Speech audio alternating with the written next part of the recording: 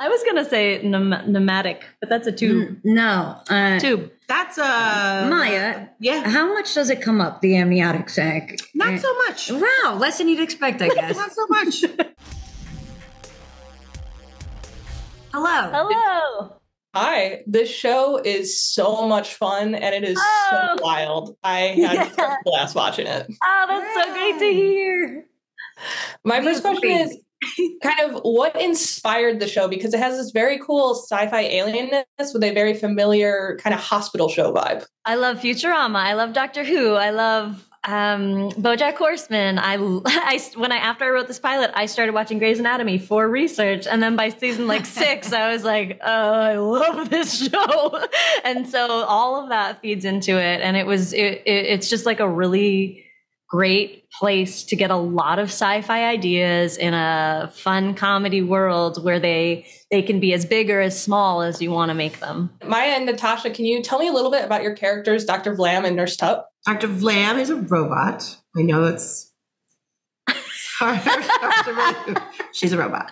And she has lived over 20,000 years, and this is one of her many times in her life. So right now she is a doctor, but in the past she has been so many other things. She's been a king, accountant, anything, a mommy, you name it. And so what I like about that is she still stays very present and she takes her job very seriously. She has so much pride in it and so much reverence for her doctors, Sleech and Clack.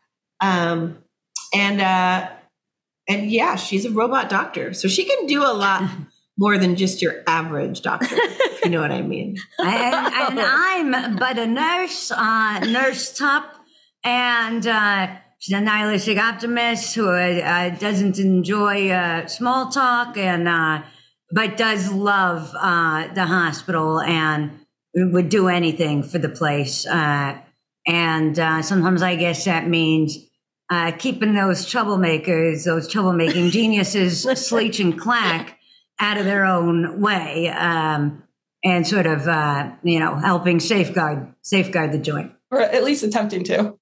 Right. She tries and fails, and she's been doing it for some time, so she's kind of used to it. And then, Shirako, one of the things I loved is just how the first scene sets the tone of the show, because it's kind of a comedic homage to Alien. Were there some other sci-fi shows that you wanted to make sure to reference, or movies throughout this show? Oh man, I don't know that we intentionally referenced anything, but there are just so many that were living in my brain. I mean, Twilight Zone, I mean, Star Trek, just every kind of classic sci-fi thing. I was reading Ursula K. Le Guin, I was reading Ted Chiang, I was inundated myself. The Martian Chronicles, Ray Bradbury, Childhood's End, it's all, I was just reading it and like writing while in this, what's the sack that when you have a baby? Oh, amniotic? An amniotic sack of sci-fi. Well, as the mother, I know a lot about things like that. Thank you. Did not know I knew that word until this moment. It has never come up. I was going to say pneumatic, but that's a tube. No. Tube. That's Maya. Yeah. How much does it come up, the amniotic sac? Not so much. Wow, less than you'd expect, I guess. Not so much. Yeah. Definitely unexpected. And then before I wrap up, I have to say, Natasha, Poker Face is one of my favorite shows. Thanks. So much fun. Is there anything you can tease for the second season? Well, we're back in the writer's room now. It's all happening. It's pretty exciting. And yeah, the episodes are popping. They're like, it's almost as if they'd been percolating in Ryan Johnson's amniotic sac for as long as I guess that's, what is that, 9 to 24 months? Oh, sure. Depends on if you're a horse or a human baby. Yes, that's what it is. And so it's really been coming alive in a very exciting way.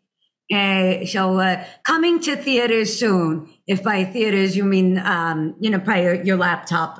Thank you guys so much for taking the time to talk to me. The show is so great. I love how it dives into anxiety. Just such a fantastic job. Oh, thank you so much. That's your Rocco Dunlap.